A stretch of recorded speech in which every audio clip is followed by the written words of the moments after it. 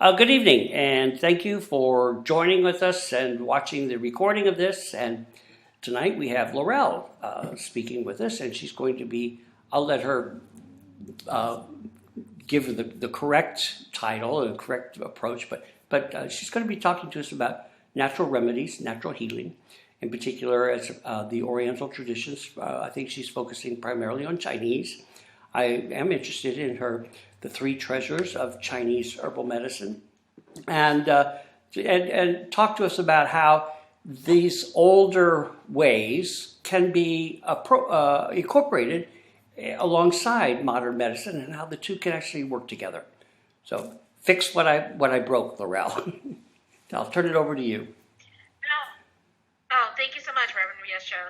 So that was a wonderful introduction, and that's exactly what we're going to be speaking about tonight is Chinese medicine and herbal healing, as well as alternative methods of healing, not just Chinese medicine, but one of my favorite things to do when I'm working with a client is to talk about, the three treasures of the human body. Most of what I know about Chinese herbology, I can trace back to three people, which I'll speak about later, my mentor in this Chinese herbology. Yes, hi. So I'll raise my hand when I have a question, but I just remembered, Okay. also as you're introducing this, introduce yourself a little bit and tell a little bit about what you're comfortable sharing. Tell us a little bit about yourself and your Okay. radio show. I'm hoping you'll mention your radio show and Okay. and such like that. So Okay. sorry. Will do. Okay. No, no worries. Anytime. Yeah, it's just wonderful. I love the interactive portion. I was hoping that it would be that. So my name is Laurel. My healing name is Laurel Sharpe, and I use Sharpe Sharpe because I'm actually a third generation healer. My grandmother Felicia Sharpe, my mom Edmatha, my aunt Jem, and myself. We're all healers. My family is split into two distinct functions. Spiritual, my grandfather was a Baptist minister. My cousin is a Baptist minister, and I'm also studying ministry, but from an integrative approach of healing with being able to reach the client with whatever they use as their spiritual foundation. So my history personally is there's a Buddhist saying, illness opens the mind that seeks the way. Reverend Myosho, you can correct me because I know I'm paraphrasing, but because of my own life, I've had, health issues since I was very young, actually, 13 or 14, and I've always thought, I know that there's a way to live life where you can live it fully and abundantly and joyfully as a whole person. So I started studying very young. And then found out from my grandmother and my aunt and such that is actually, I was drawn to something that's a lineage, that they all were healers. My grandmother actually, we're from St. Vincent and the Grenadines. My grandmother would actually lay hands on people. And she was known, if you had a backache or you weren't feeling well, people from all over the island would come to my grandmother and she would heal them with a healing touch. So it was interesting earlier, I know Reverend Myosho, you were talking about in your work, your ministry, that you're using healing touch in the hospital. And I loved hearing the old and the new are coming together, the old ways of healing and the new ways of healing. Yes, Reverend Myosho.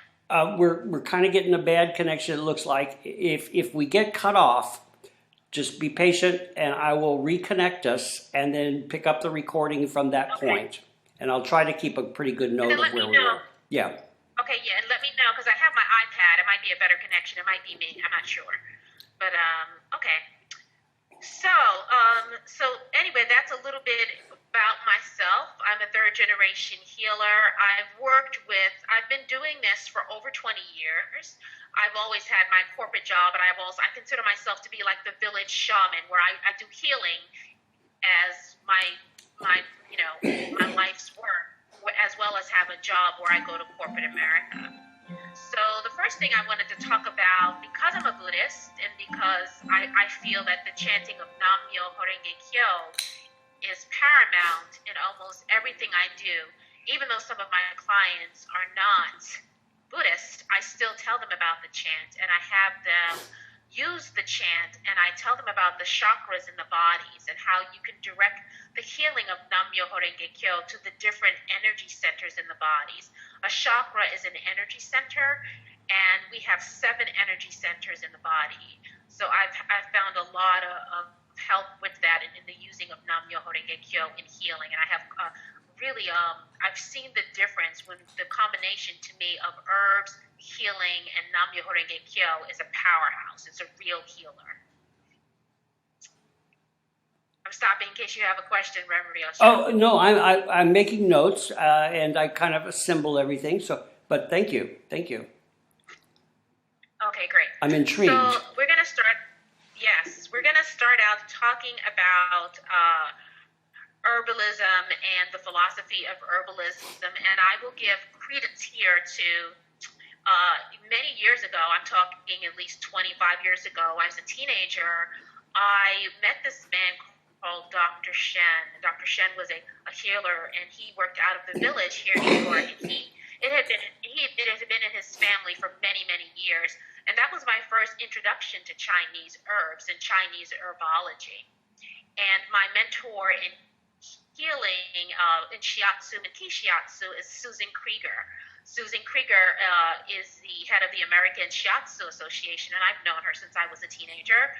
And she was the one that sent me to Dr. Shen, and I started studying up on herbs. I was intrigued that there was a substance in the world that had been around for 2,000 of years in a system that could be used for healing. So I'm going to talk very shortly about that, but I will also refer you to the master of Chinese herbs, and that's Ron Teagarden. And you can find information about Chinese herbs on dragonherbs.com. Dragon as it sounds, herbs.com. And Ron Teagarden, he wrote a book called Chinese Tonic Herbs that is over, I believe it came out about 30 years ago. But that is the quintessential book on the basics of Chinese tonic herbs and how they can be utilized in the body. And Mr. Teagarden is also responsible for bringing that knowledge, as far as I know, to America. He was one of the first, and is one of the first Americans to bring Chinese tonic herbs to America. So when we talk about a tonic herb, and then I'm going to read directly, I got this information off of his site because I just think it's really wonderful and informative. So what are tonic herbs? Because there's so many different types of herbs. Why would we say something is a tonic herb? It has to meet certain prerequisites. One is a tonic herb is considered to be a superior herb.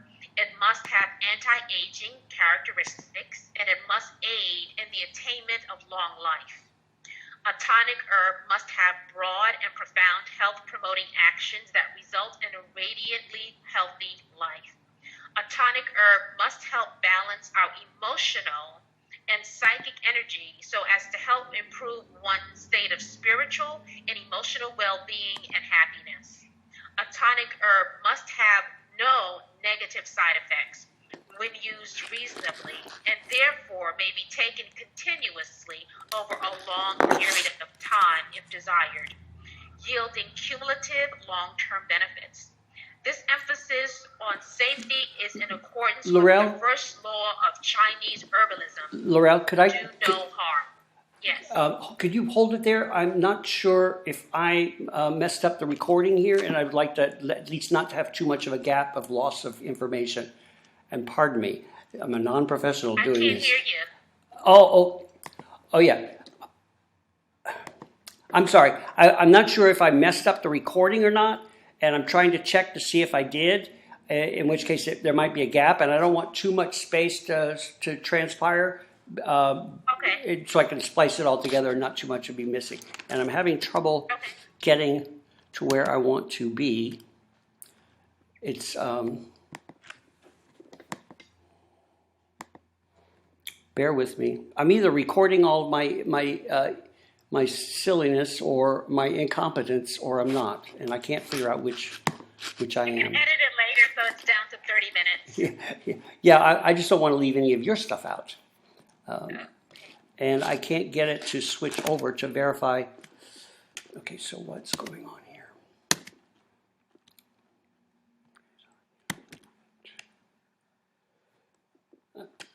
I think my computer is bogged down here, and I'm trying to quit programs. I can't get it to come back into QuickTime. That's my problem, and I need to verify. It says I'm recording. I hope I am.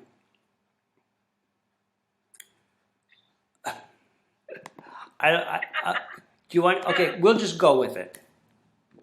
Let's just go with it. Yeah. This happens all the time. Blog Talk Radio is hysterical. Yeah, it just happens all the time. You're probably used to. You're probably used to it. Let's just have a conversation. Yeah. You and I, let's just talk. Yeah. You know, it's you're a healer, I'm a healer. It's wonderful. We'll just talk, and if it's recorded, then posterity will hear it. If not, then there's always tomorrow. In the infamous words of Scarlett O'Hara. Yes. One of my favorite lines from the movie, by the way. So anyway, we were talking about tonic herbs and superior quality herbs. They have to have a profound health-promoting effect. A tonic herb must balance emotional and psychic energy. A tonic herb must have no negative side effects. A tonic herb must also taste good enough to be consumed easily and must be easily digestible and assimilable. Most of the herbs in the tonic category do taste good, and in fact, any of these tonic herbs may be used in healthy cooking. Yeah, so it's interesting because you're going to get tonic herbs. You can go, like I go to Chinatown, and there's something called Camwow Herbs. You can go there, meet with an acupuncturist. He'll do pulse diagnosis. I don't know, have you ever had pulse diagnosis done, Reverend Myosho? No. I've had acupuncture, but okay. Yes.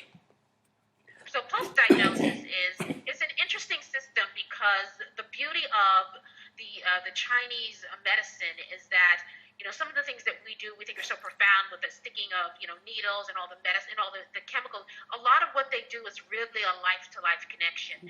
It's really, when you go to a Chinese doctor, he will, you know, touch your pulse in your wrist, and he'll listen to three. You actually have 3 levels of pulse. So he'll be able to see what's going on in your body based on your pulse. And I know recently I went to see my friend Susan Krieger, and I got some acupuncture, and I thought I could hide from her that I was having a little pizza fest for the last couple of months. Every day I would get a slice of pizza, and she stuck some needles in me, and then she said, you know, and I know that's not the term that acupuncturists like to use, but I'm paraphrasing. She gave me a treatment, and then she said, "So, been eating a lot of pizza lately, haven't you?" And it was just flabbergasting to me because I'm thinking, wow, how did she know that? But it's so beautiful because she really, you know, yes, Reverend Myosho? I would like to come back to something that you passed up, that you went over. So finish with the pizza, and then let me ask you a question. Yeah, sure. I'm fascinated. It was fascinating to me that without, you know, hooking me up to any mechanical things, no electricity, she was able to figure out that I had been really indulging in pizza probably more than I should have. So, yeah. You when you were defining the qualities of tonic herbs, and I'd like to kind of go back to that if I may. I was taken. I don't know if you're aware. You know, so inside of my sash, it's called a wagesa. Okay. I have this phrase. It's actually a quote from the Lotus Sutra, and that's why I'm pulling it off, because I don't have the sutra copy with me. I mean, in front of me. But inside my, this is actually the Buddha's robe, and inside here I have basically a mandala, an amulet, a prayer amulet. Let's see, can you see? So I've inscribed Odaimoku. And so this prayer is, wherever I go in the hospital, is actually, my intent is that this is being transmitted, and this is a prayer for healing. And so it says here. So I'll just read this to you, if I may. I, Rusho, humbly pray, and I kind of paraphrase a little bit, that the Buddha and protective forces, through the power of the Lotus Sutra, ameliorate sickness of the people. May the medicine be well pounded and sifted, and the 4 elements be brought back into harmony. May the medicine be efficacious and the vital power restored as before.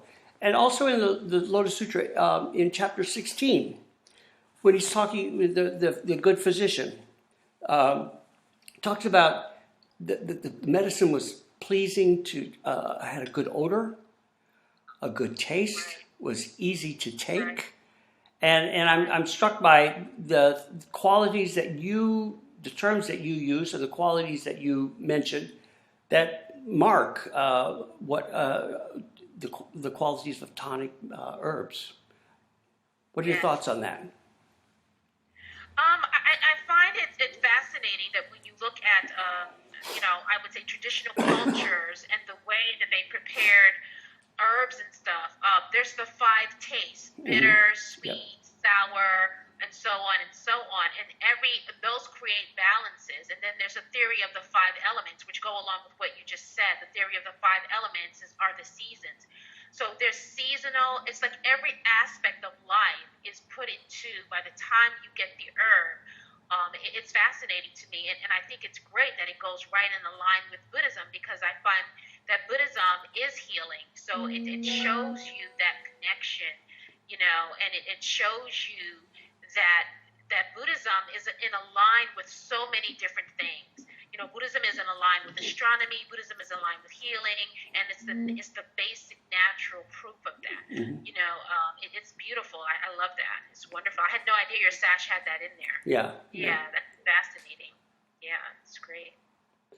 So you were talking. You'd finished up your pizza story, kind of reminding me where you were. I remember. Yeah, so that's fascinating that you have that at your sash, and it shows you again how these tonic herbs are in the line. It's, to me, Reverend Myosho, that's the truth of things. When I say the truth of things, so like someone will say to me, well, why do you believe in what you believe, and what's the truth of your practice? And I say, when I study Buddhism, it's in a line with so many of the things that I do, my herbs. I can see the basic nature across many different things, Yeah, you mentioned that, and I'm struck. I work in a hospital, as you know, and probably everybody that's going to watch this, most people will know.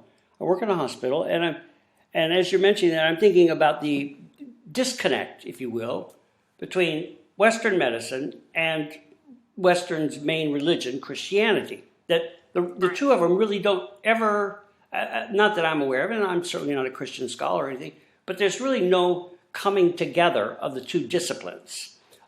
There's medicine, and frequently modern medicine began in opposition to or in disfavor of Christianity. The two fought basically for a long period of time, and medicine, as it was trying to be practiced, which was, of course, was very crude and harmful, but it was trying to be understood. The body was trying to be understood, and for a long time, Christianity held that this was not appropriate. It's not appropriate for man to know the body to some degree. Now, I'm really kind of paraphrasing, and somebody will probably correct me. But really, the two don't grow up together.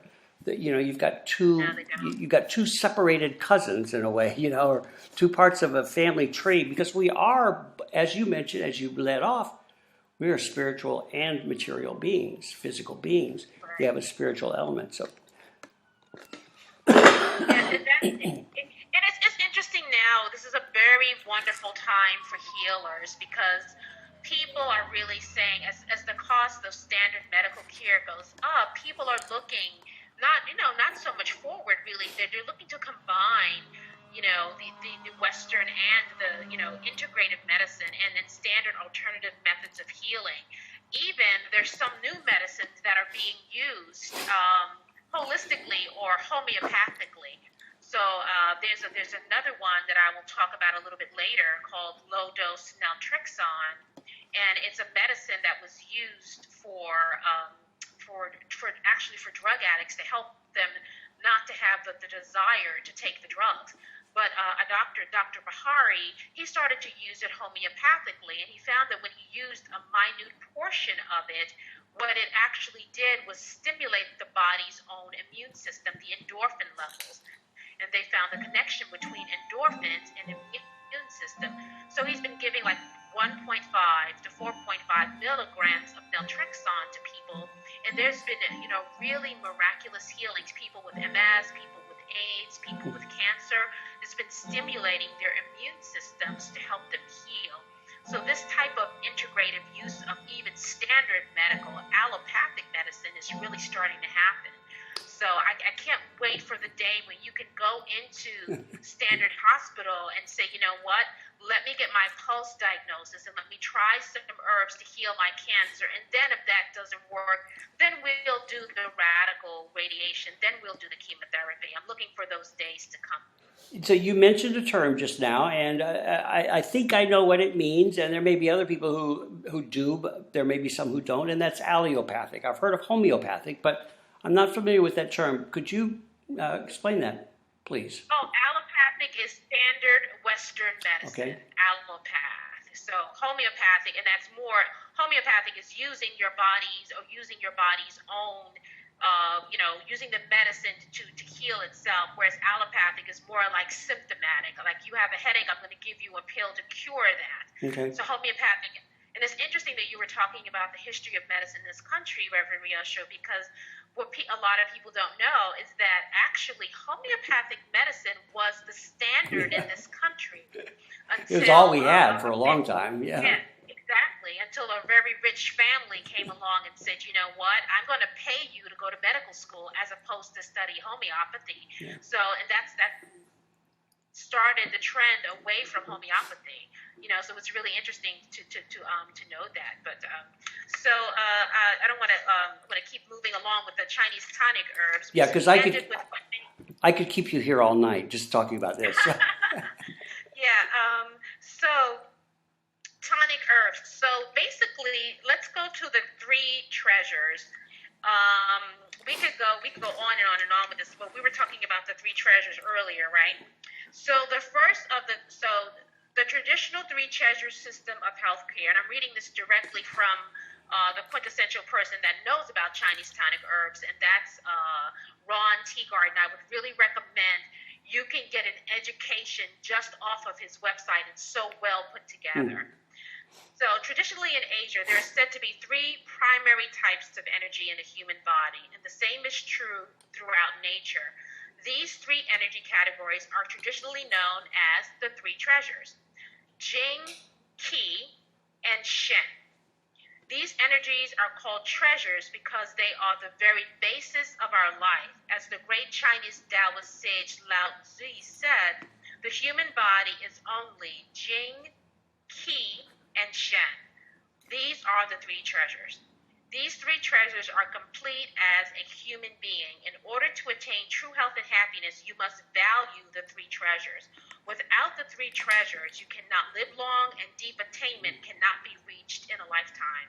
The three treasures must not be wasted. They must be nourished and protected as if one's own life. So the first of the three treasures is Jing. Jing is generally translated as regenerative essence, or simply as the essence. Jing energy is fundamental to life. It is the deepest source of energy in the body and is associated with our genetics. Jing is also our long-term energy and may be thought of as our reserves of life force. If Jing energy is depleted by living itself, but most especially by stress, excessive behavior, and overwork. Jing can be reacquired and replenished throughout the consumption of certain rare herbs and contain this treasure. So when you're looking at the Chinese herbs, some of the herbs will be categorized as Jing herbs, meaning that when you take them, they would feed that particular part of your system to help you to replenish that particular system. And I'm guessing that caffeine is not one of those. No, caffeine has good. I'm a New Yorker, so of course I drink tons of coffee, but I've actually started to modulate that. But caffeine has a good benefit in the sense that it can stimulate your brain system. Right. But that definitely, over the long run, it depletes you. So you don't want to drink. You don't want to indulge too much. It comes at a cost. Exactly. So the second treasure is known as Qi. Qi is translated as vitality. Qi is the energy of life that we acquire through breathing and eating and manifest as our day-to-day vitality. Qi tonics are also divided into two categories: Qi energy tonics and Qi blood tonics. These Qi and blood tonics are important in the maintenance of day-to-day health and vitality. our resistance to disease, and our ability to cope with stress. Qi tonics fortify the digestive, respiratory, and immune functions and are necessary for true health. Qi tonics also help build muscle and develop muscular strength. Blood tonics help build blood and nourish all the tissues of the body. It is said that men are governed by Qi and women are governed by blood. This means that men generally benefit from consuming more Qi tonics, and women generally benefit by consuming more blood tonics. Though, of course, there's exceptions to that rule. Yes? A couple of points here. First off, I'd like to go back to the beginning when you were talking about vitality and the Qi. Is that right, Qi? Yeah, the number 2. Yes. So, and you mentioned, and correct me if I misheard this or I didn't hear it correctly, that this is vitality, and this is nourished or given to us or acquired or enhanced by our life activities, such as study or perhaps meditation, our spiritual practices, things that we do that nourish us and help us feel better. And I'm using terms like that because one of the big movements now in healthcare is compassion. How do we rejuvenate compassion? How do we replenish compassion? Because, as you know, healthcare is about compassion, and it's not inexhaustible. So would you put this compassion, the ability to be compassionate, as an activity, would that, in your mind, be better nourished by this vitality stuff? Because one of the things that we encourage people to do is, what life activity outside of work, outside of housework and stuff like that, what life activity do you find that you can engage in, and when you get done with it, the amount of time didn't matter. You're transported. You feel light. You feel energetic. So sometimes people say reading, knitting, walking, things like that. Any thoughts or? I think I love that train of thought because Qi is referred to in many different ways. Qi is definitely, as you said, eating. Breathing techniques, the chanting of Daimoku, that energy that you get after you finish chanting Namu-Myoho-Renge-Kyo, that's cultivating Qi. Okay. So, if you study, I studied Aikido and I've studied Tai Chi for many, many years. And all of my senseis, they always say, your hara, which is the life, where you're considered to be where your life force is stored 3 inches below the navel, you can cultivate Qi. So in terms of compassion, I would say that if you've cultivated enough Qi, in my mind, that would allow you to have the energy to give off compassion. I think the third treasure, which leads us into the third treasure, which is Shen. The third treasure is Shen, and it's the energy of consciousness and awareness. I would say that would be Shen is your heart, it's your love, it's your ability to feel love for mankind. Herbs that cultivate Shen. My favorite herb is reishi or Ganoderma. It's been very, very popular over the last couple of years. You can find people combining. You can now buy reishi coffee. But reishi that's one of the herbs I'm going to focus on tonight. Reishi cultivates the Shen, and Shen is that overwhelming feeling of love that you have. That's your ability to feel. That is the Shen that you have. Some people are naturally born with more Shen than others, but that also can be cultivated, and there are herbs that can give you to cultivate that. All the Jing, the Qi, and the Shen, the 3 treasures work together. So as you feed your Jing, that feeds into your Qi, and as you feed your Qi, it goes into your Shen. So your Shen, that compassion is the last. So as the healthier you are and the stronger you are, the more able you are to have compassion. So it's really beautiful how all 3 of them are connected. I'm gonna screw up your timetable for delivery, but I'm thinking that this is definitely worth a 2-parter, a 2-part series here. There was one other thing that I was thinking about when you were talking about blood. That men we were still on the second treasure, and you were talking about that men generally have more affinity to consuming blood or to taking in blood or whatever. So I'm okay. Could you repeat what you said? The reason why I'm asking you that is because there's a saying that I heard long time ago, and I've repeated it many times, that women sustain and give life through blood.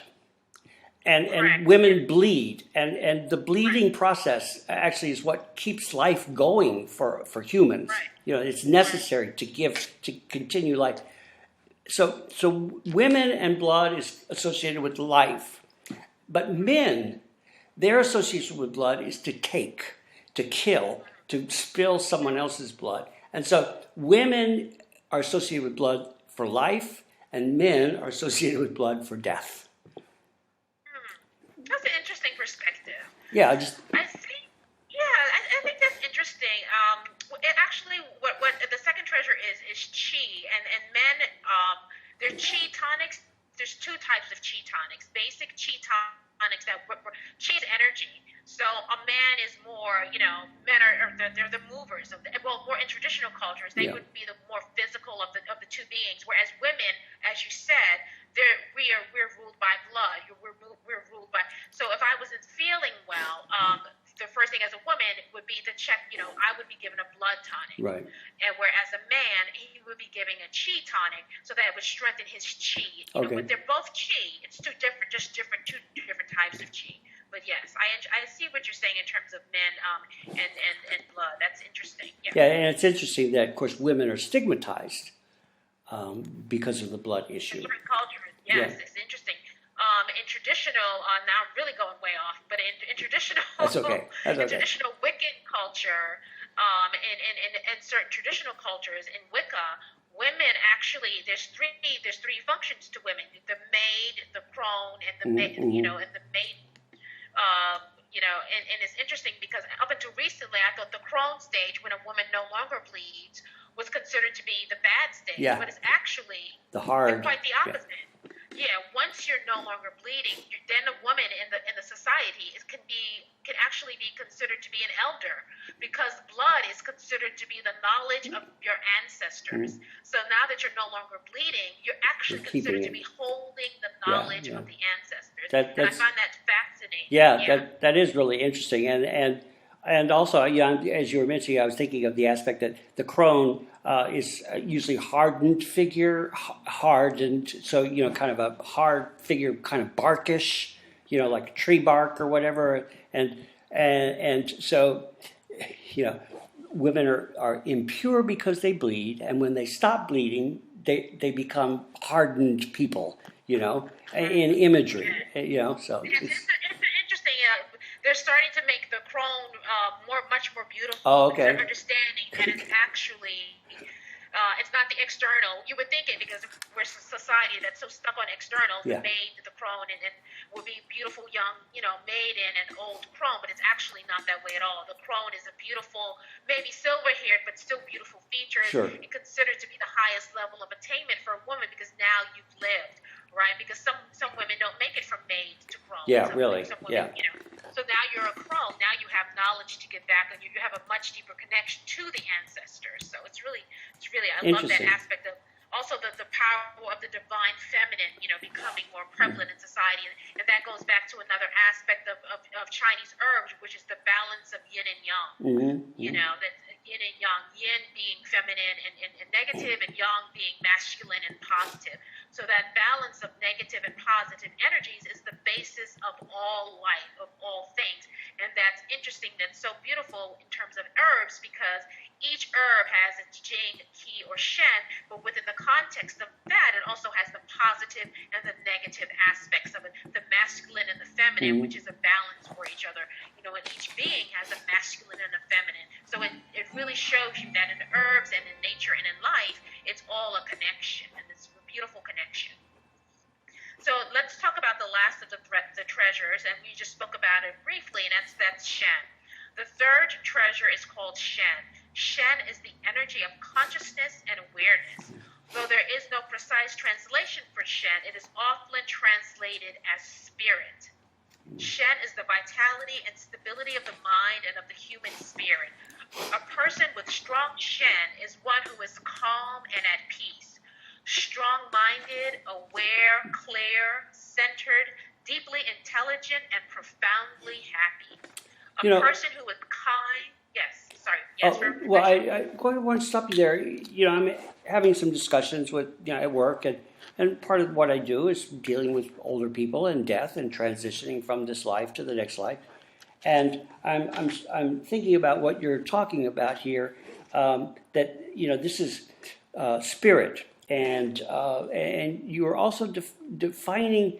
You're also mentioning other qualities that had traditionally been associated with the sage, with the the elder of the tribe or elder of the village, the person who is at calm, at peace with where they are, has kind of taken everything that's happened to them and rolled it into one harmonious package that then they can share with other people freely, without being dictatorial or any of those kind of things, but can exude life wisdom. And one of the conversations we're having today about how we as a society have really lost a treasure when we have no longer valued the elders of our community. And I'm not talking about. Elders traditionally means older people, and speaking to what one of the people said yesterday, it doesn't have to be an older person, but generally this getting to a point where you are comfortable with your life and with your death, with the temporariness of your life, with the oneness of your life and the greater cosmos, the universe, whatever you want to call it, and the peace and calm that comes with that, and how we have devalued it. To even speak about it means that you've given up on life, and all of these negative connotations that we've applied to people who are at peace. I've been in the hospital with many people who are just, I'm at peace, living or dying, I'm good. And family members, you gotta want to live, you gotta have a stronger, no, So it's interesting you mentioned that. We should do many more shows. Yeah, I agree. And it's fascinating what you just said, because when you think of spirit and the beauty of strengthening the spirit is you begin to see, and that's this herb that this is rolling into talking about reishi. I think there's a natural part to human life that has that connection, Reverend Myosho. And because our thought is so linear, we don't see the cyclical nature of life, birth, life, death, but birth again, you know what I mean? And so that cyclical nature, which is an inherent part of your soul, because your spirit's been here before, it knows. You remember, wait a minute, this isn't all. There's more. There's more. There's a scene in Lord of the Rings. Yes, I'm a Lord of the Rings fan. Me too. When Gandalf, when Gandalf has died, and Frodo is saying to him, what's it? One of the hobbits is asking him. They think they're going to die. What's it like? And he said, yeah, I did die, but you know what? Then the veil lifted, and there was this green valley in front of me. And that sort of feeling, that sort of way, is when you're really connected to life. And it's fascinating because the more you are connected to life, the more you get your body into balance, you naturally have a spiritual connection and a deeper understanding of the cyclical nature of life. So that fear of death is not as, there's always a little bit because we're human, right? Some of us want to stay, forever. But then that sense of, that sense of, okay, there is life after. There's I've been here before, I'll be here again. There's purpose to my life. And that's the beauty of cultivating Shen, is that that understanding of life. And I felt this when I started to take reishi back in 2008. It was right after my dad had passed, and I was going through a lot of stress. And when the student is ready, the teacher will appear. I just happened to be Googling, and I ran across the Dragon Herb site. I went I started reading about the reishi. And I was like, oh my gosh, I got to get me some of this, and I started taking it. And it was a fascinating, Reverend Myosho, because I started taking it, And then out of nowhere, my friends started saying, "Oh my gosh, I'm so stressed. My doctor's trying to put me on some sort of antidepressant. What should I do?" And I was like, "Hey, why don't you try this reishi? I've been taking it, and my chanting is different. The way I'm walking through life is different." Yes, yes. Could you spell that word for me and for everybody? Reishi. It's Reishi. Reishi. Thank you. And while you're writing, I'll finish up about the shen. Yeah. So, certain herbs have been found through centuries to enhance this shen energy. Shen tonics generally have a mild, calming quality. When combined into an herbal program that is taken daily, shen tonic formulation will have profound effects on our state of mind and our state of body. Tonic herbs can then be categorized as jing, yin and or yang, qi, qi, energy and or blood, and shen, opening and or stabilizing, by virtue of which treasures they tend to nourish and develop. So each of the tonic herbs will fall into those categories, and then you can get a formulation. A great formulation addresses each of the various areas. Yeah. So that's the three treasures. Yeah. First off, I'm thinking that we've got about another 30, 40 minutes left here, and hopefully this recording works. And I'm thinking that by the end of this recording, I think we will lay a fairly good foundation, again, if it recorded, a good foundation for another, and I'm kind of stuck on this, another thing where you could get into more detail about specific herbs and their functions. Okay. Because I'm guessing that you have a wealth of information still yet to give us, and that we have not exhausted your supply of wisdom and knowledge. And I'm comfortable with not rushing.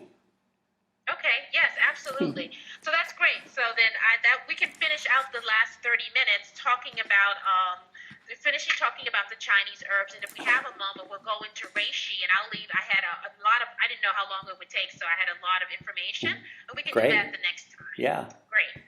So I'm going to continue to read on here. Your life is like a candle. A simple traditional analogy by which one can understand the three treasures is the concept is to think of life as being a candle. The material of the candle itself is the wax and the wick. They form the innate substance or essence of the candle, depending upon the quality of the wax and the size of the candle. The candle can be expected to have a certain life expectancy. Thus, the candle itself is analogous to jing. The flame is the actual activity of the candle. The flame is energy manifested. It provides the source of light. However, it eventually consumes the candle. The flame is analogous to qi. The light given off by the flame is the ultimate purpose of the candle. A larger candle and thus a larger flame will give off greater light. The light given off by the candle is analogous to shen, which is the spirit of the candle. And this goes back to answer your question from earlier, Reverend Myosho, about shen and compassion. See, when you have strong jing, which is the source, your foundation, and when you have cultivated qi, which feeds into your shen, which is your spirit, then you have a lot more energy and you'll feel a lot more compassion. So you see a lot of people, their systems are out of balance. They have the inability to connect with other people. And there are herbs that can actually work with people to help them feel that connection. So speaking of which, so we don't have a lot of time. I'm going to move on to my favorite herb, which is... Before you do, you're going to hate me by the time this is over. No, not at all. I'm not letting you get very far. You mentioned that the flame is the ultimate purpose of the candle, and I was thinking, wow, that's really. I mean, I like my mom had lots of candles for decoration, but that's not what the candle was meant for. I mean, there are decorative candles, but I'm thinking that's a really powerful statement that. The flame is the ultimate purpose of the candle. And the reason why I am struck by that is, people say, well, what's the purpose of life? Why are we here? What's the meaning of life? And over the last, couple of years, what I've come up with for me, and is that the ultimate purpose of life is to live, to live fully, and to live connectedly, to give, borrowing the candle, to give off as much light because we're meant to burn. We're meant to die, and we ought to live as full. And to me, and I look at people who are dying and people who feel as if they've lived a meaningful life, have lived fully, and not squandered the life that they have. Let their light shine. Yeah. Yes. Gotta let your light shine. I completely agree. It is interesting because sometimes when I'm dealing with a client and they start to get better, I actually can see the compassion opening up. Their connection, their ability to actually even connect to another human being. And we think, oh, that person, she's just cold. It's a lot of times they're out of balance. And there's things that you can do to bring yourself back into balance. A lot of the light that we shine, we're going to burn ourselves out. That's almost a natural part of human being. It's a balance of yin and yang. Sometimes we do too much, sometimes we don't do enough. So it's a constant fighting back and forth. And the beauty of the tonic herbs is that it can help you along that path, to really be able to go out and give true love, specifically as a healer. You're giving off so much energy. Now you don't have to worry. You can cultivate your qing. You do your chanting, Namu-Myoho-Renge-Kyo. You cultivate your chi by doing certain exercises, by watching what you eat, by watching the foods you intake, and then the herbs as well. And then the Shen is taking all that energy and giving it back. And that's also another cyclical nature of life, because as the plants give us life and they heal us, we give them life back by taking care of our environment, by taking care of our friends, by taking care of our family members. Before you move into the herbs specifically and reishi and other herbs, I'd like to. I'm thinking that there's no single or multiple combination of herbs that's going to cure us without our own effort to some degree or another. Is that correct? Before people think that this. You just said a mouthful. You just said a mouthful. I don't want people thinking that this is all miracle cure and all I got to do is just drink the right tonic and I'm so. No, that's the difference, I would say, and that's a wonderful point you pointed out. Allopathic medicine is symptomatic, and I have nothing against that. I believe there's a balance in life where you can use both. But the thing is, as humans, especially here in America, we've gotten used to, hey, I have a headache, I'm going to take a pill. That's the end of that. It's like, no, wait a minute. You have a headache because you've been working 12 hours a day. You've been overindulging in meats. You've been doing all this other stuff that's not feeding your spirit. That headache is a sign. Like when you were a kid and you touched the furnace and you got burned, you learn not to do that again. But we ignore our little hot furnace signs. We just keep pushing through, and that leads to heart attacks. It leads to cancer. It leads to many bad things. I totally agree. As you're mentioning, as you're talking about that, I'm thinking occasionally I'm asked to do interviews for chaplains, and they're usually committee interviews. So I'm one of three on the committee or the panel to interview someone, and we were interviewing a candidate a couple of months ago, and this person has sore throat. And this person frequently has sore throats. And we were looking at the candidate submits a stack of papers, and we review them. And, there's about, things that they want to tell us about their life and things that they do. And we were reading it, and one of the other committee members, I did not, this isn't my observation, but I was struck by that, and I still carry that thought around with me. One of the committee members, you've struggled all your life for, having your voice. You're expressing yourself, about standing up for yourself, about pushing back against other people's overpowering you, and she mentioned, she said, do you think that maybe the two might be connected? That this physical pain you feel in your throat is actually a manifestation of the spiritual stuff that's going on in your life. And she talked to her, and I've been meaning to go back to this because she mentioned the theology of the body, the theology of voice. And apparently it's a new, Christians, just like Buddhists, they're always having emerging ideas and study areas and specialties. But she was talking about the theology of the voice and how the physical voice is connected theologically with the spiritual voice.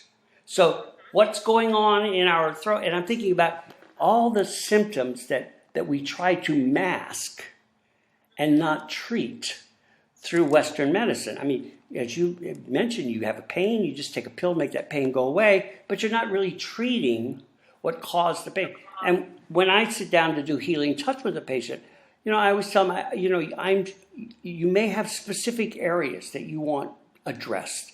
You may have a pain in your shoulder and you would like that healed or fixed. I said, open yourself up to a greater sense of healing. What is causing that pain? What is underneath that pain? And if I just cure the pain and make the pain go away, I haven't necessarily addressed what caused that pain. And so if we can open ourselves up to the greater healing, the deeper healing, whatever that may be, whatever you need in this moment. So yeah, that's so true. And did you see my outline for today? No. You're having a psychic moment. Sorry. That's exactly that. We don't have enough time, but we definitely can do it again. There's something called emotional freedom technique. Okay. And the theory is just what you said. So the throat chakra, just to answer, that's blue. That's indigo. So when you're having any sort of throat issues, that's exactly what it is. There's a prayer you can do. You can touch your throat and you can say, I speak my truth. Mm-hmm. I speak my truth. And then you have to actually start speaking. Yeah, right. Yes, that's the key. As you said earlier, you have to take the herbs. Yeah. You have to be involved. You have to be, when I work with a client, it's always a co-partnership. I tell them what they have to do. We have to work together.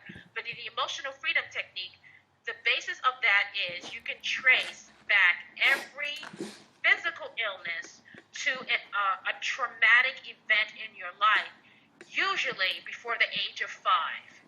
So then you're talking about doing the works of healing the inner child, which is a whole nother topic that we can get into. Yes. It's interesting you mentioned that, and an incident happened early in my childhood around mushrooms and mushroom soup, and to this day, well, now that I've discovered that I'm allergic to mushrooms, I'm internally curious, and I keep asking myself. So am I allergic to mushrooms because of this traumatic event? Or was I allergic to them already and that precipitated, my parents beat me really bad because I couldn't eat mushroom soup. Every time I'd put a spoonful in my mouth, I'd gag. Well, was I allergic to mushroom soup then?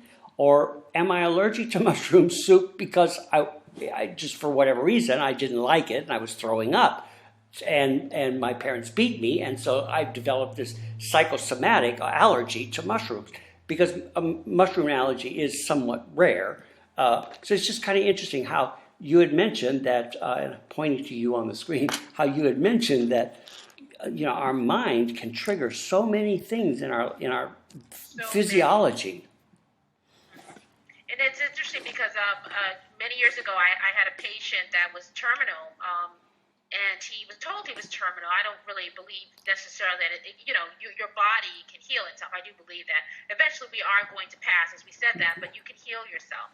And one of the main things I do when I'm working with people is tell them that the mind, you have to really start believing in your ability to heal. And then really, and sometimes when things pop up out of nowhere, you've got to trace back what was going on in your life when this illness started to manifest, because you can usually trace it back to what caused it. And then you have to start doing your work to heal that. You have to start doing the work. So it's not just taking herbs. There's many different layers to healing, because sometimes you can heal someone with herbs, they get fine, and then 5 months later they're sick again because they never went to the cause. That's the difference between allopathic and holistic healing, is you're really looking at the whole body. body. I'm fascinated, Reverend Myosho, anytime I go to the doctor, and I've got to visit 5 doctors to find out one thing. Whereas, in Chinese medicine, you go and see your Chinese doctor, and he's going to look at your pulse, and he's going to tell you, you're eating too much of that, and then you may think you're feeling perfectly fine, and he'll say, no, your pulse is thready. You've been binging on pizza. You've been binging on pizza. Exactly. I was so surprised she was able to see that. I was like, how does she know? How does she know? But yeah, it's fascinating. But I completely agree with you. The mind and the body, as we say in Buddhism, the oneness of body and mind, it's definitely a true thing. You mentioned that, and of course, you've been practicing almost as long as I have, and we've seen a lot of changes in our society. And when I first began practicing Buddhism, back in 1969, and I heard that phrase, oneness of body and mind, and I thought, well, hell yeah, of course it's that way. And then I'm thinking, except that that's not what we do in our society. And it's kind of interesting, in the last 10 or so years, not much more than 15, but increasingly more, you're seeing a connection in Western medicine of bringing the mind and the body and the spirit all together. Now, we're not there yet, but we're certainly much further along than we were when I first heard that phrase, oneness of body and mind. What are your thoughts on that? Encouraging. It's so encouraging. It's to me, it's encouraging. Even my doctor, she'll say, "Oh, okay, I know you've got something for that," But it's fascinating to see, and it's really, this is when you see the power of the people. It's really people saying, "Wait a minute, I'm not happy with the care that I'm getting.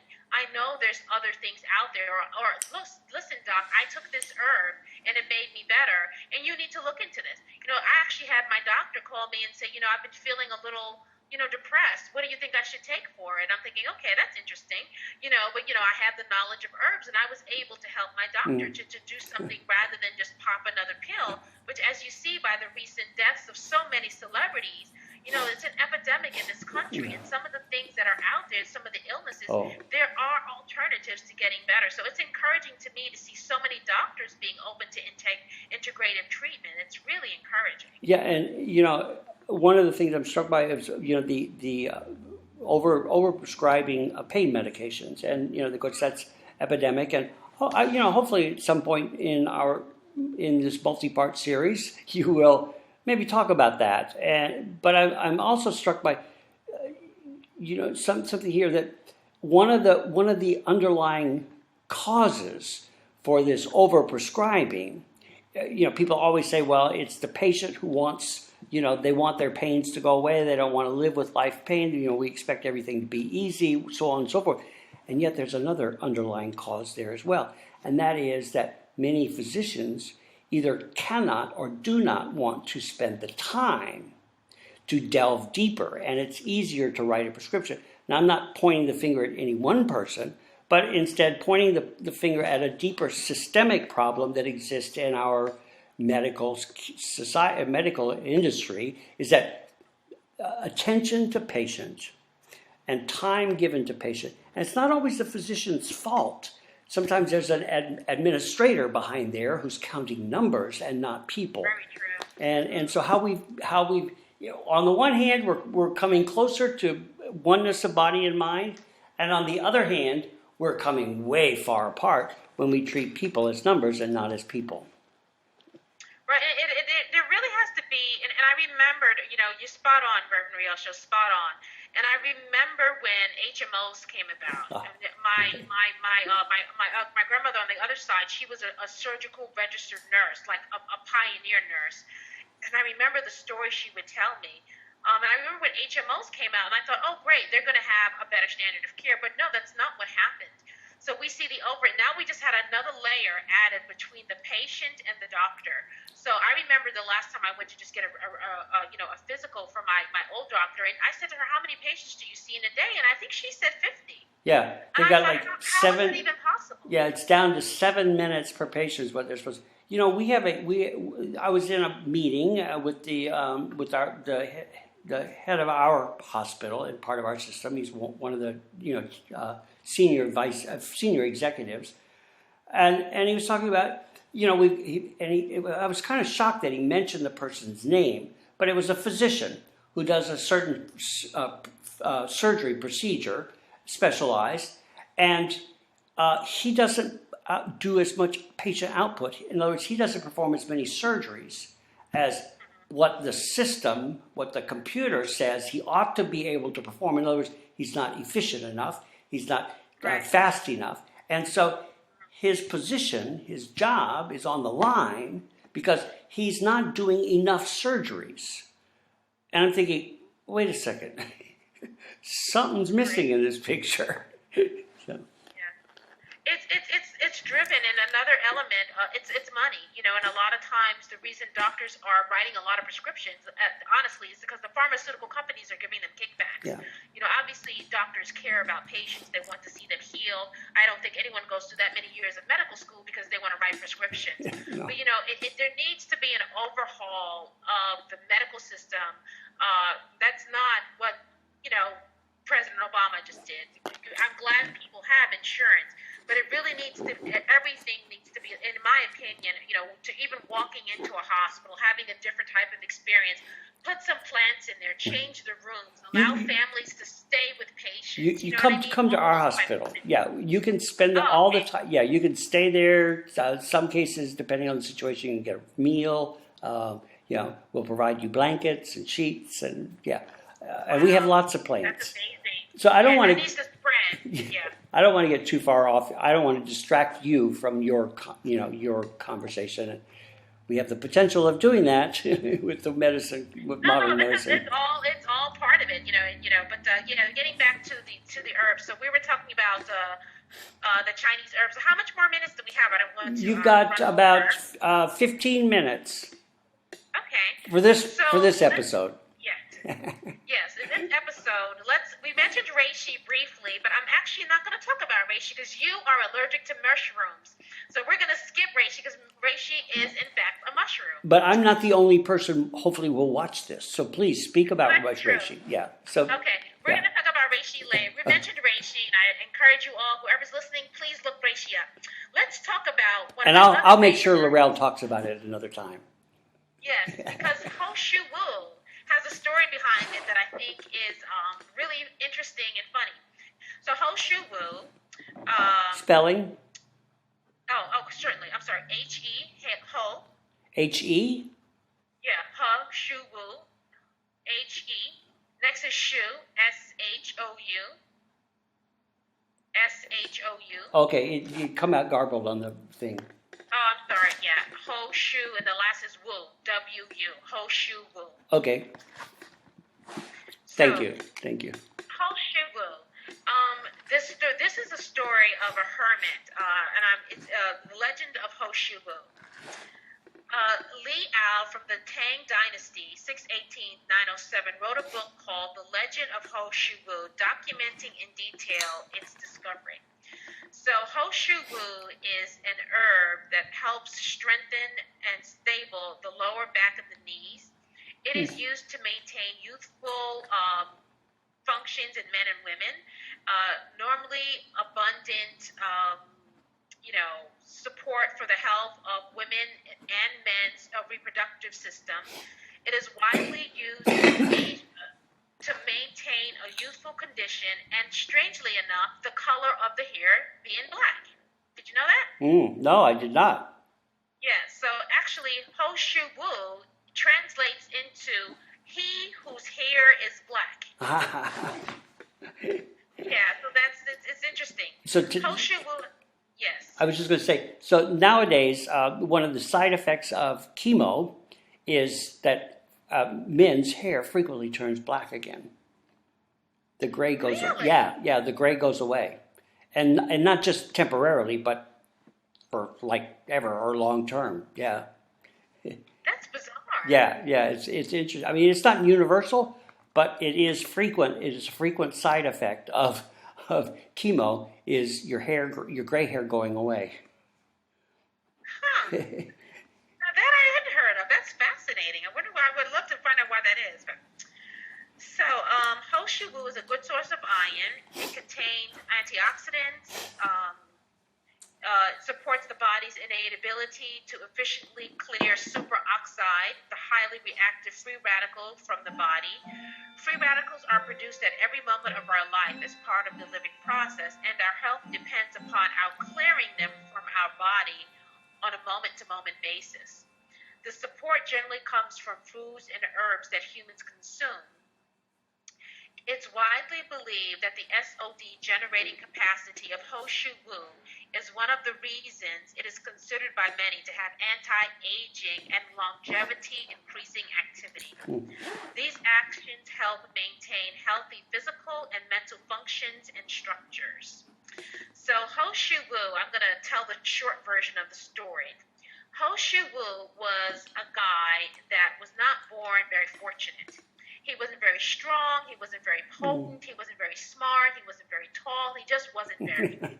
So, because he couldn't get married and he wasn't considered to be potent and he was looked down upon, he became a drunk. When people are depressed, they start to drink. So, he became the town drunk. And one day he was drinking, and he passed out underneath these vines. So, he woke up, and he saw the vines, and he said, For some reason, he doesn't know what. He picked the vines up, put it in his bag, and he took it to one of the neighborhood elders, and he said, look what I found. And the guy said, listen, it's not like you're having a happy life, and it's not like you're prosperous. Why don't you take the herb? Maybe the gods have, taken pity upon you, and they gave you something to get out of your miserable existence. So, Ho-Shu Wu said, okay, I'll try it. So he started to, he ground up the herb, and he took a little bit, and he felt a little bit better. And as he kept doing this day after day after day, and then he started to realize that he was gaining this vitality. Not only was he becoming potent, his hair was growing, he no longer wanted to drink. He was able to find a wife, and he ended up having like 12, somewhere between 12 and 20 sons. And he ended up, he lived 212 years. Wow. Not only did he extend his life, he was also able to have children and create a whole big life for himself. So this herb is considered to be fundamental Jing cultivating herb that helps you increase your energy and extend your life. So Ho-Shu Wu is one of my favorite And get a herbs. wife. Yes, exactly. and women can take it too, and it has beneficial aspects for them as well. So get a spouse. Get a spouse. Yes, exactly. Yes, exactly. Wow. So that's the herb I wanted to talk about. A love potion. Basically, it turned into a love potion for him. But if you're feeling tired, your back is hurting, or your knees are weak, take some Ho-Shu Wu. And if you're stressed, Ho-Shu Wu also is very relaxing. So have you tried it for yourself or? Oh yes, I only talk about herbs that I've tried. Okay, yeah, interesting. Wow. My favorite combination is reishi, Ho-Shu Wu, and cordyceps. And my rule for myself, because I'm already hyper, is to use 2 herbs that will give me energy and then 1 herb that's kind of mellowing. Okay. Reishi gives you energy, but it's mellowing. Cordyceps is another herb, and cordyceps is actually a fungus. And I think I mentioned cordyceps to you before, Reverend Myosho. It's wonderful for the lungs. Anyone that I know that has any type of lung issue, one of my clients had asthma and COPD. So that was a double whammy. And I started working with him, and eventually he went to the doctor, and the doctor said, I don't know what you're doing, but you no longer have asthma or COPD. And you do a little bit of research on it, you'll see that many people have had that benefit. Cordyceps is a wonderful herb also. It's a fungus that's grown on caterpillar. Okay. So, but it is. I know some of the Chinese herbs have interesting origins. Yeah. And this is a distracting thing, but you've got about 10 minutes left, and I'm the cause of this delay. But I'm struck when you say it's a fungus that grows on a caterpillar, and I'm guessing that many people are like myself and find that kind of funny or ludicrous or even gross or even like ooh, and why would you want to do that? And yet, and I was thinking today about how far we are. Dogs, just as an example, I have a dog. My dog doesn't care if there's an insect around. Whereas, as a human, I've been culturally conditioned to be not afraid, but really, abhor insects. So I want an environment or a space that doesn't have any bugs or anything. And that's not my house. I let spiders live in my house, and so. But how separate we are from our real environment, our real physical environment. How we've sanitized it in one way or another, either through sanitizers or through false ideas about what is clean and what isn't clean, what's acceptable. And yet this idea of using a fungus that grows on a caterpillar, about how connected we are with so many things in our life that kind of leads us to a false conclusion that if it doesn't come out of a prescription orange bottle and isn't chemically somehow or another processed by some manufacturing company, that it's not good if it doesn't. Yeah, I agree, and it's fascinating that you say that, because what I always tell people is go to the source. Because aspirin is willow bark. Yeah, I know. And the latest treatment for I think it's called Diana. It begins with a G. I don't want to mispronounce it. Comes from cordyceps, and they use that now to treat multiple sclerosis.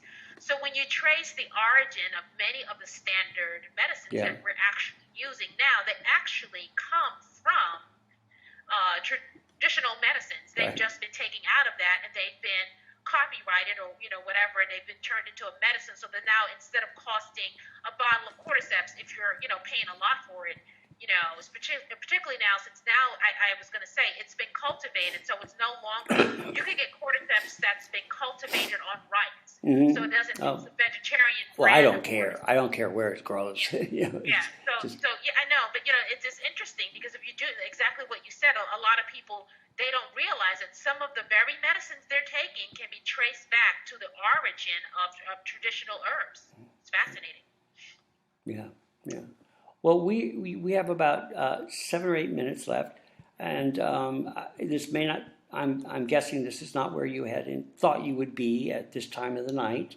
That you thought you might be further along, and I personally would like to thank you for allowing the delay, the slow pace, the little bit more in-depth conversation, and hopefully we got all this on recording. And I'd just like to really express my gratitude for the time that you've taken to do this, for the patience that you've shown for my questions and my interruptions and my just kind of dialogue conversation.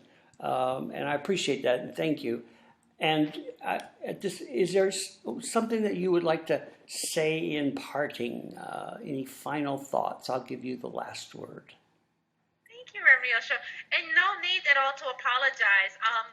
Whenever I do one of these, sometimes when I do my radio show, I have a whole bunch of notes that we're going to go through, and then we never touch the notes. We just go, and we end up talking about something completely different. So I was actually hoping that it would be interactive and it would be more of a dialogue, so that people would be able to follow, and your questions were spot on, because we could really highlight things that maybe people could understand and have a better understanding. So thank you so much for your energy, and for me not just running my mouth, but actually giving me feedback. So thank you so much. I would like to end with really encouraging people to believe in the possibility of health. I really have seen it. Yes, we absolutely have to die, but we also have to live. And by cultivating, diet, moderate your diet, really look at what you're eating. Take certain tonic herbs. Look into the Chinese tonic herbs.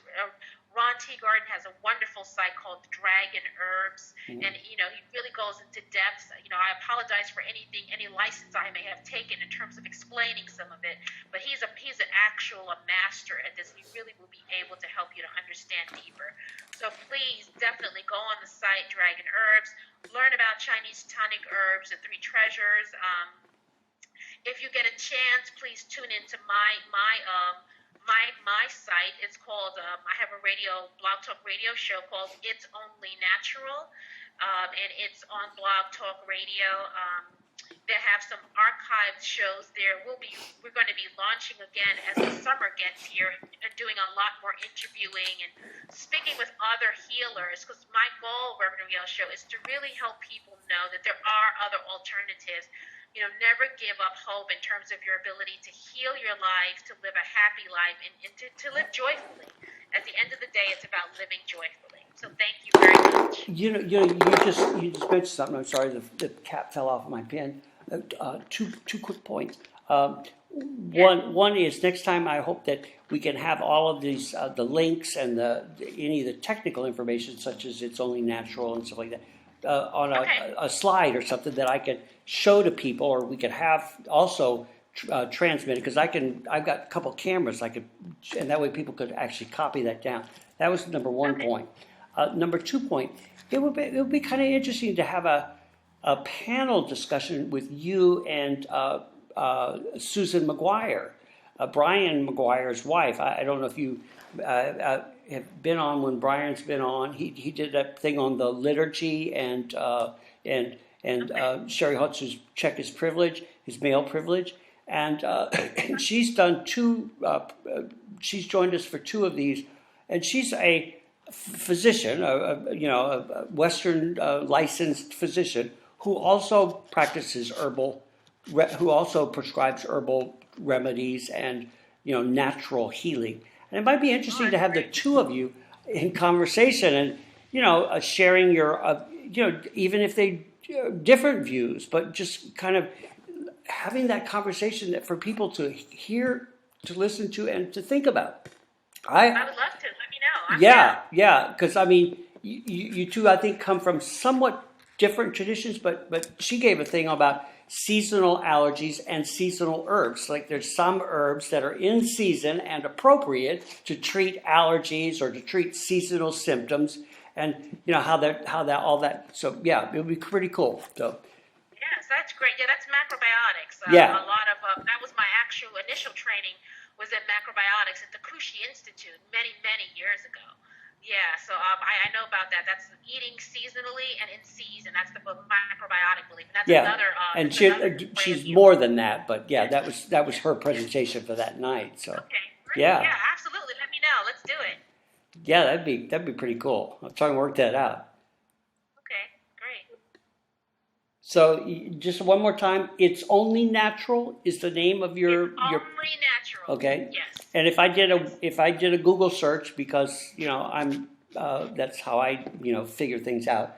It'll pop up underneath my name, Laurel Sharpe. Okay. Sharpe, and you can listen to some of the archive shows. We talk about anything that's positive, different types of religion. We've had healing. We talk about healing cancer. I give a very long talk about my dad, who was diagnosed with terminal liver cancer, and how we brought him back and extended his life almost 10 years, and the modality for dealing with cancers as well.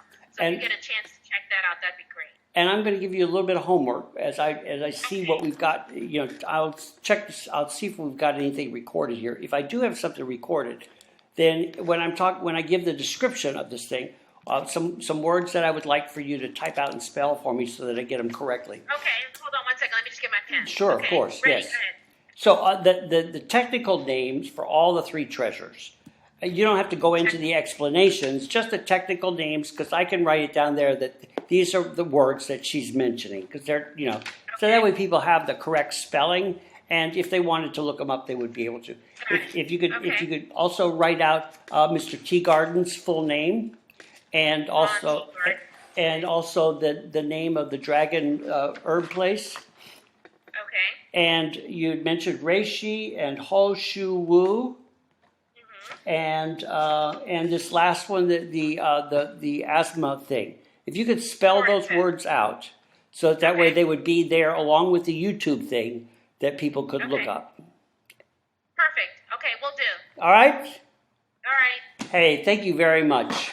Shall we chant Odaimoku 3 times together and and we'll wrap it up. And if you could mute yourself, because I don't know if I can get there. So thank you again very much, Laurel. Namu-Myoho-Renge-Kyo. Namu-Myoho-Renge-Kyo.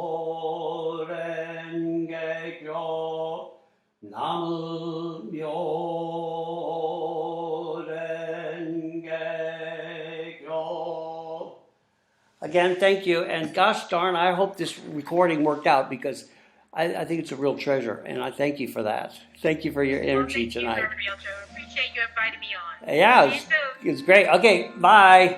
Okay, bye-bye.